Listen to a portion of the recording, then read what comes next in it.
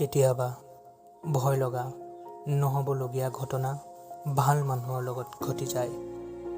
জীৱনত এইটো উচিত নহয় আৰু এইটো হৃদয় বিদাৰক হ'ব পাৰে।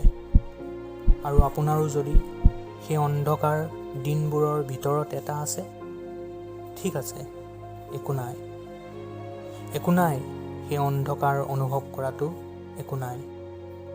যেতিয়া প্ৰত্যাহ্বান আৰু সমস্যাবোৰ ঘূৰি ঘূৰি আহিয়ে থাকে আৰু এনেকুৱা লাগে কিবা এটা মোৰ পিছত আছে, কিবা এটাই মোক আক্ৰমণ কৰিছে, কিবা এটাই মোৰ যাত্ৰাক আক্ৰমণ কৰিছে। আৰু এই সকলোবোৰ গুৰিটো বিচাৰক।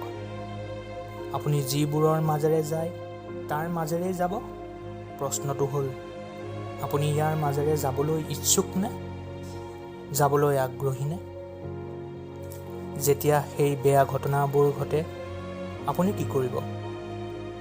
আপুনি এই ভয়ংকৰ পৰিস্থিতিটোক আপুনি অনুভৱ কৰা ধৰণে আৰু আপুনি ইয়াক কেনেদৰে চম্ভালিব লাগে তাক এই পৰিস্থিতিটোক নিৰ্দেশ দিবলৈ দিব নেকি? আপুনি বাগৰি তললৈ পৰিব আৰু ভাঙি পৰিব নেকি? নে আপুনি এই সমস্যাটোৰ সাহসেৰে আৰু সংকল্পৰ সৈতে সন্মুখীন হ'ব? তুমি অন্ধকাৰক জানা, গতিকে আলিংগন কৰা। সেই অন্ধকাৰক আঁকোৱালি লোৱা, ইয়াৰ পৰা আঁতৰি নপলাবা, ইয়াক গ্ৰহণ কৰা, ইয়াৰ গৰাকী হোৱা। প্ৰত্যাহ্বানলৈ আগবাঢ়ি যাওক।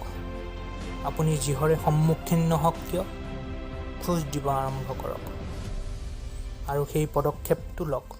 খোজ দিব মানে জীৱনত আগবাঢ়ক।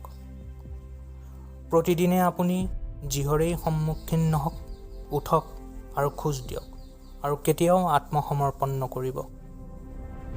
আৰু মনত ৰাখিব, আটাইতকৈ দুৰ্ভাগ্যজনক সময়তো যেতিয়া আপুনি নিজেই অন্ধকাৰৰ সন্মুখীন হয়, যিমানেই বেয়া কথা মনত নপৰে, বিৰতি নবলৈ মনত ৰাখিব, সংকোচ নকৰিবলৈ মনত ৰাখিব, এটা ভৰি আনটোৰ সন্মুখত ৰাখিবলৈ মনত ৰাখিব। এই প্ৰথম পদক্ষেপটো ল'ব আৰু খোজ দিবলৈ আৰম্ভ কৰিব। আৰু আমি যুঁজ দিম আৰু যুঁজত আমি জিকিম। আৰু যুঁজ নহয় আৰু যুদ্ধ নহ'লেও আমি জিকিম, কাৰণ আমাৰ আত্মাই কেতিয়াও আত্মসমৰ্পণ নকৰিব। আৰু সেইটোৱেই চূড়ান্ত বিজয়। আপোনাৰ শিৰ ঊৰ্ধ্বমুখী কৰি ৰাখিবলৈ নাপাহৰিব। আৰু আনকি অপৰিহাৰ্য পৰাজয়ৰ সন্মুখীন হৈও থিয় হ'বলৈ আৰু যুঁজ দিবলৈ নাপাহৰিব। আৰু সেয়াই হ'ল আমাৰ বিজয়। গতিকে নিজকে আবদ্ধ হ'বলৈ নিদিব। মই জানো সদায় এটা উত্তৰ থাকে। এই ঠাইখন যিমানেই অন্ধকাৰ নহওক কিয়, সদায় এটা উপায় থাকে। গতিকে মাত্ৰ আগবাঢ়ি গৈ থাকিব লাগিব। বিশ্বাসৰ সেই মৌলিক গুণটো ধৰি ৰাখক। বিশ্বাস ৰাখা, আমাৰ দুখ বেদনাৰ আনটো ফালে কিবা ভাল আছেই।